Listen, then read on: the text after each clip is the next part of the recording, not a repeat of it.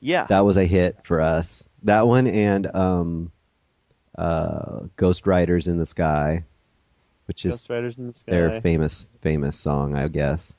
And then don't do you remember that There are we had? songs that I just couldn't stand. Mom, Oh, I know. remember Mom would like, she'd put on Helen Reddy and get up on the table and Helen go, Reddy. I am woman, hear me Oh God, roar. yes. See me stand up on the coffee table. Yes, she did. That Yeah, she liked them, and she liked and Cap Tony Orlando and Tony Don. Orlando and Who's Dawn. in the strawberry patch with Sally? And Knock, tie a yellow ribbon around the old oak tree and knock three all that times on crap. the ceiling if you want me, or whatever it was, or Yeah. and Oh yeah. Those records just got played to death. then Dad had a sea shanty album. I remember that too. Mm. It was like all these sea shanty songs. So basically, And I remember like there was also I would say some of the first rock and roll that I heard as a kid was actually our cousins.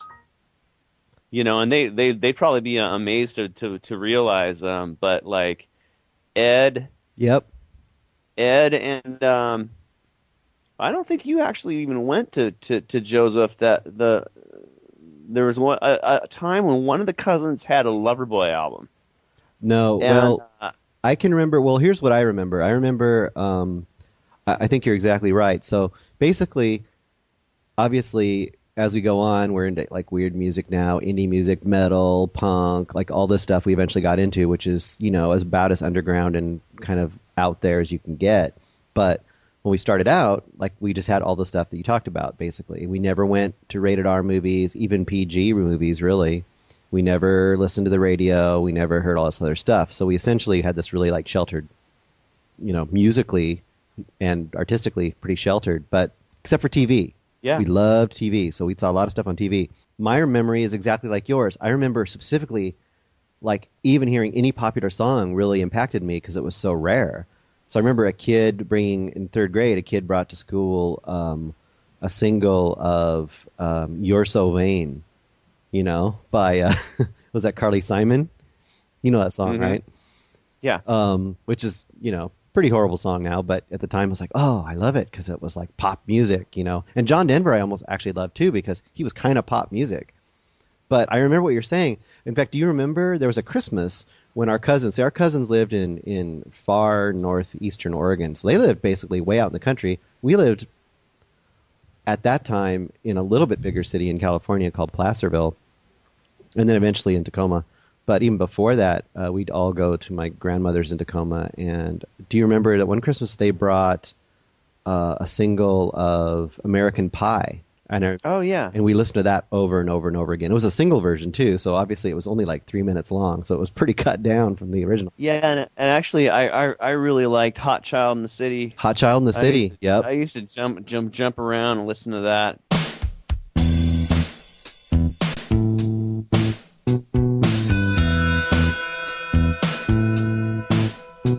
Danger in the shape of something wild. Stranger dressed in black, she's a hungry child. No one knows who she is or what her name is. I don't know where she came from or what her game is. Hot child in the city. Hot child in the city. Running wild and looking pretty. Hot child in the city. It's like We heard it was that like in Joseph though, right? Joseph is yeah. where our Oh yeah. cousins live. I'm talking about no. I'm talking about songs and yeah. This is like I specifically remember being in Joseph and hearing. Yeah. So I think Not as much, but I kind of do remember like them bringing a single. I was really young, so you were a little bit your brain was easy more developed. but I think it's So interesting to when I'm like five hearing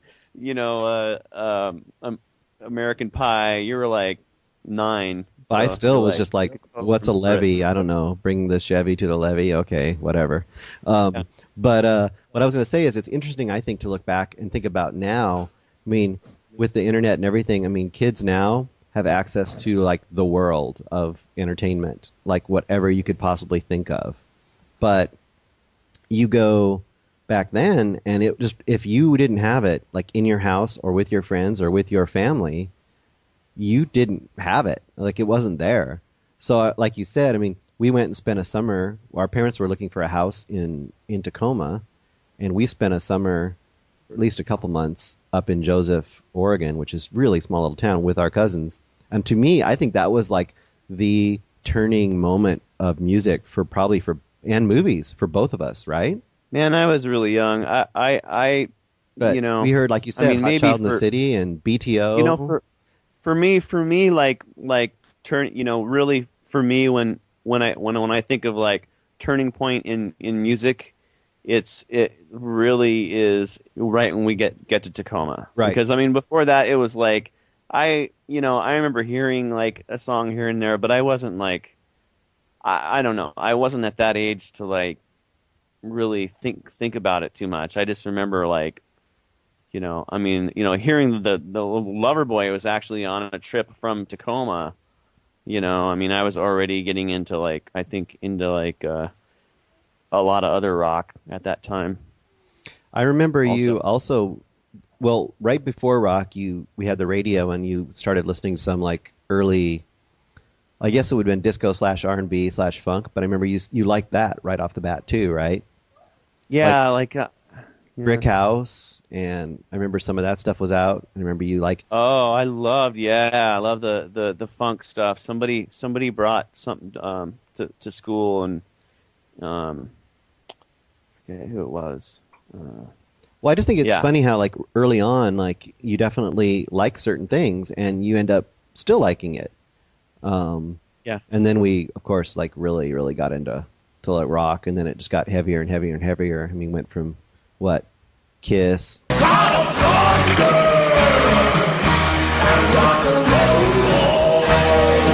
Ted Nugent. Alright, it's the wango, the tango, one, two,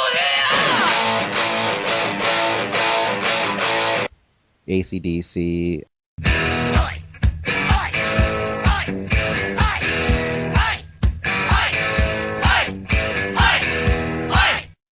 Alice Cooper. Go dancing nightly in the attic while the moon is rising in the sky. Iron Maiden. Wherever, whenever you are, I'll be gonna get you, no matter how far.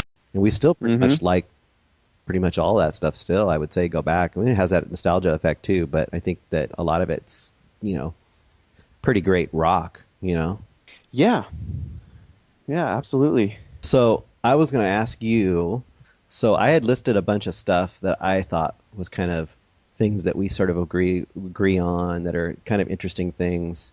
And I talked to Jens about some of these things. I'd be kind of interested in getting your take on some of these things as well.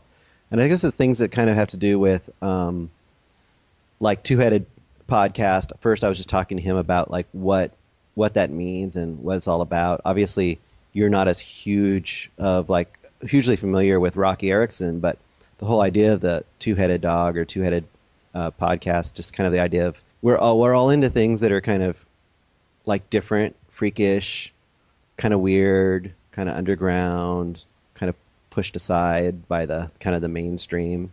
Would you agree with that? Yeah.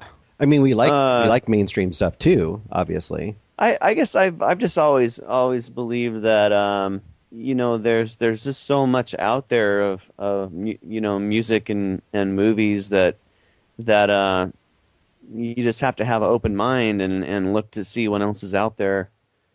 When you start trying to find things that you're interested in. I agree. So totally. I guess that's. But I think that like a lot of people don't do that. Like a lot of people just like whatever's on the top 40 or whatever's out there, and then they like what they listen to in high school.